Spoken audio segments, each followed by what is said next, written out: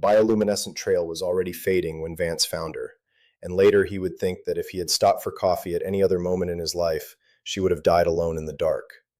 She was wedged between the thermal exhaust vents on the lowest maintenance deck of the ISS Vigilant, in the space where no one ever went unless a coolant line fractured or a junior engineer drew the short straw.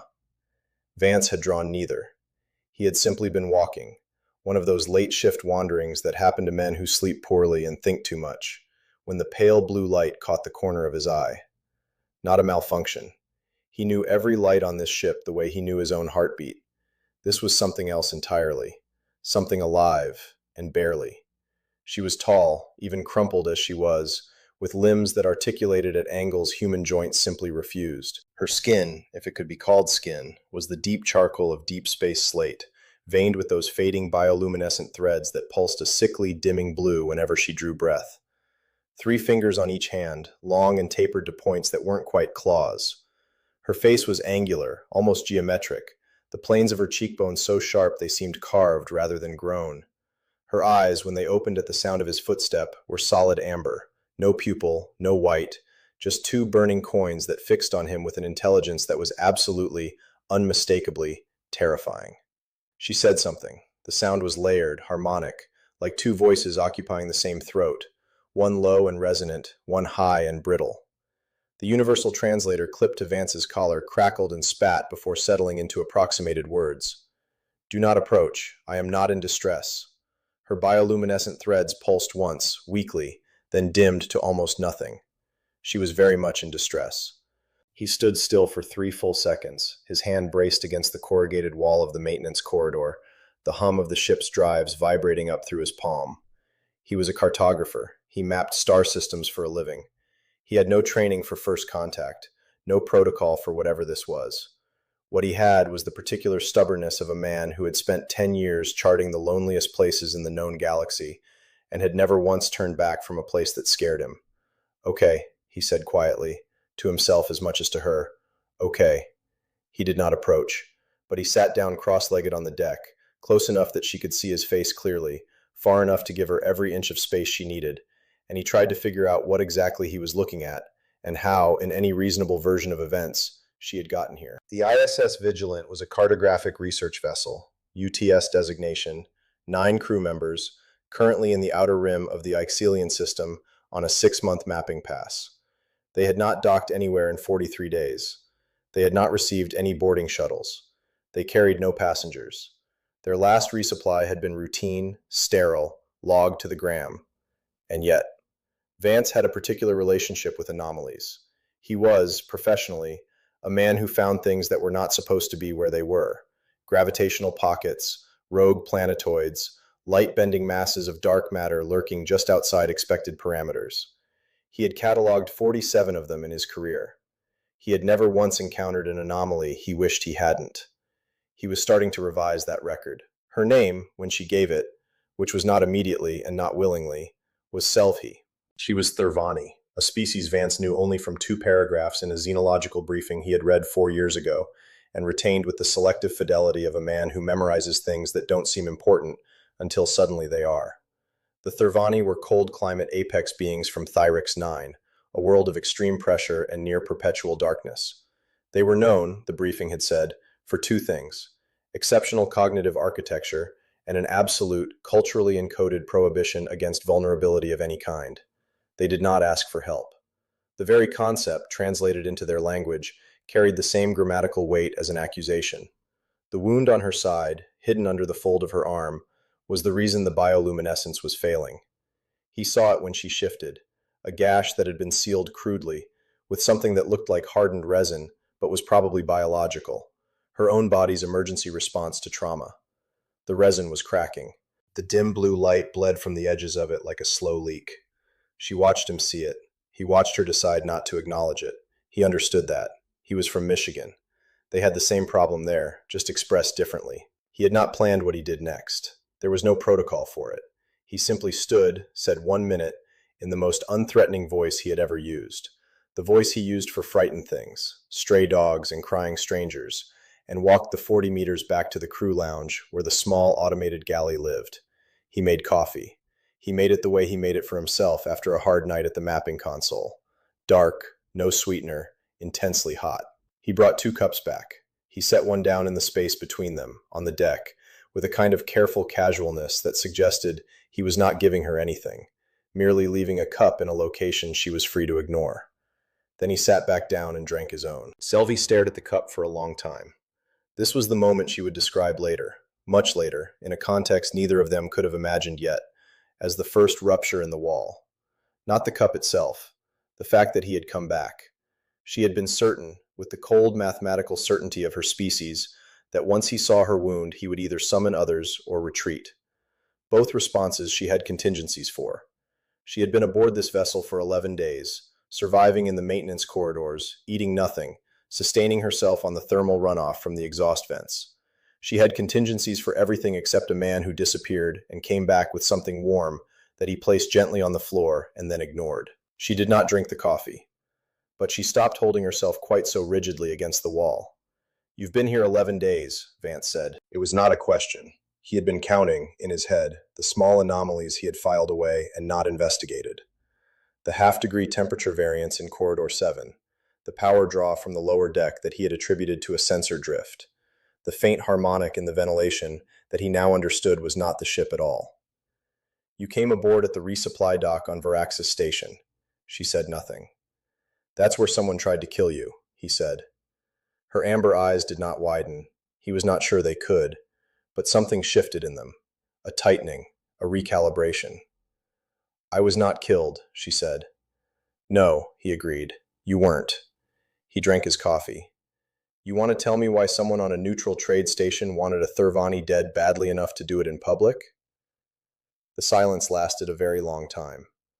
Long enough that Vance finished his coffee and set the empty cup down beside the still full one. Long enough that the ship's drives cycled through their low evening frequency and the lights in the corridor dimmed automatically to night shift levels. In the blue half-dark, her fading bioluminescence was suddenly more visible and more clearly failing. She told him. Not all of it. Not right away. But she began, and once she began, the words came with the halting, painful quality of something that had been held behind a structural wall for too long, and was now moving through the first small crack. She had been a navigator, not of ships, of what the Thurvani called the veil routes, the unmapped corridors of deep space that their people had charted across generations, kept secret, kept proprietary, passed down through specific lineages as both practical knowledge and cultural inheritance. The veil routes were the reason the Thurvani maintained their strategic independence, despite being numerically small. They were the reason no larger power had ever managed to fully encircle them. They were, in the most direct sense, the reason her people survived. She had discovered something wrong with one of those routes. Not navigational wrong, political wrong. Someone, her own people, a faction within the Navigator caste, had been selling access to the veil routes to a third party. Small sections, traded over years, deniably, but accumulating into something that, if completed, would give an outside force a navigational map of Thurvani space that her people believed no outsider could possess. She had reported it. And then she had run, because reporting it had made her the liability. Vance listened to all of this without moving. He had a cartographer's patience, the ability to sit with information and let it settle into shape before responding, the way you let a star map render before trying to read it. When she finished, the maintenance corridor was very quiet, and the coffee cup between them had gone cold. "How many people know you're alive?" he asked. "Fewer than believe me dead. And the faction, they have people everywhere. Varaxis Station, probably port registries, transit logs." He was thinking out loud, the way he did at his mapping console at 2 a.m. "If I log you with the captain, your location becomes a record. The record becomes accessible." "Yes. And if that wound isn't treated, you won't need to worry about records." She looked at the cracking resin on her side. Then she looked at him. The expression on her geometric face was unreadable in any human vocabulary, but something in the quality of her stillness suggested she was not accustomed to having her own conclusions spoken aloud by another person. He was different, she was beginning to understand. Not merely in the obvious ways, the soft, gravity-adapted body, the rounded features, the single-layer voice. Different in some way that her categories had not prepared her for. The Thurvani had a phrase, roughly translatable as, "a being who calculates with feelings," and they did not mean it kindly. They meant it as a diagnosis of unreliability. She had spent her career avoiding beings who fit that description. She was not, she realized, entirely sure Vance fit it. She was also not sure he didn't. He left again, came back, this time with a sealed emergency medkit, which he opened on the floor with the focused practicality of someone who had done his homework fast. He had pulled up Thirvani's xenobiological compatibility notes on his personal tablet. She could see the screen. And he had found, or guessed, or extrapolated, that the tissue bonding compound in the kit was chemically neutral enough to use as a seal over her own biological resin without triggering rejection. He held it up. He did not move toward her. "You do it," he said. "I'll walk you through the application sequence. You don't have to let me touch you." This was the first crack. Not a widening, a crack. Hairline, barely visible, but structural. In her world, assistance was leverage. Every offered hand contained a hidden grip. The whole architecture of her culture was built on the assumption that help was another word for debt, and debt was another word for control. She had internalized this so completely that it had become indistinguishable from her own logic, her own clear-eyed reading of how the universe actually operated. And he had found, without knowing he was looking for it, the single possible approach that bypassed all of it. He had made it not about her accepting help, but about her accepting information. There was no grip in information. She took the compound. He talked her through it. His voice stayed level and technical, and he looked at his tablet more than he looked at her, and she understood, with a clarity that was almost disorienting, that he was doing that deliberately, giving her the privacy of not being watched. When it was done, and the seal was holding, and the bioluminescence in her side had stabilized to a steadier pulse, she held the empty applicator in her three-fingered hand and looked at it for a long moment. "Why?" she asked. She meant all of it: the coffee, the return, the technical precision of the kindness, the particular way he had structured every gesture to leave her in control of something she did not have to surrender. He considered the question with the seriousness it deserved. "I map things for a living," he said finally. "Empty space, mostly. Places that exist, but that no one has bothered to look at closely. I'm very used to things being more significant than they appear." She did not understand this entirely, but she stored it. The Thirvani were extraordinary archivists of information they didn't yet know how to use. 3 days passed. He visited twice a day, never with other crew members, never logged, never documented. He brought food she couldn't eat, identified that she couldn't eat it, went back and synthesized something approximating the mineral-dense bioliquid her species metabolized. He brought it in a plain container. He set it down. He sat. They talked. Or rather, he talked about his work, in the particular way of a man who is accustomed to speaking to the void, and she listened in the particular way of someone who has not had a genuine conversation in 11 days and is surprised to find they missed it. He told her about the 47 anomalies. He told her about the year he'd spent mapping the outer edge of the Solvaris cluster and how the loneliness had not bothered him the way other people assumed it would, because he had always been more comfortable with the presence of things than with their explanations. She absorbed all of this without comment. She was building a model of him. She could not stop. It was the most compelling modeling problem she had encountered in years. On the 4th day, she asked him something. "You have not told your captain." "No." "You are violating at minimum 7 UTS regulations." "8, he said, without any particular emotion. I counted. "This is irrational." "Probably." She looked at him for a long time. "Why does it not concern you?" He thought about that. "I've spent a lot of years being very careful," he said, "and I've gotten good at it, and it's kept me safe, and I've missed some things I shouldn't have missed because of it." He paused. "I'm not being careless. I'm just choosing differently." On the 5th day, the Vigilant received an unscheduled proximity alert. A vessel, running dark, holding at the edge of sensor range, not broadcasting ID. The kind of contact that, in the outer rim of the Excellion system, meant nothing good. Vance checked the alert on his personal tablet in the maintenance corridor and said nothing for a moment. Selvi read his silence. "They found the transit record," she said. It was not a question either. Or someone on Varaxis talked. He was already thinking, the cartographer's mind running routes, angles, options. They're running a passive scan. They'll find the thermal variance from the exhaust vents in about 6 hours, maybe 8. I should leave the ship. In what? We have 2 maintenance pods and a survey drone. None of them are faster than whatever that is. She stood, the first time he had seen her fully upright, and she was extraordinary. Nearly 2 meters and built like something the darkness of Thyrex 9 had spent millennia perfecting. The bioluminescent threads along her neck and shoulders had steadied and brightened over the past days, and in the dim maintenance corridor, she glowed with a cold, quiet luminosity that made Vance think, incongruously, of stars he had found in unexpected places. There is another option, she said. The Veil routes. One of the access points I have memorized runs within 11 light minutes of this position. She said the coordinates.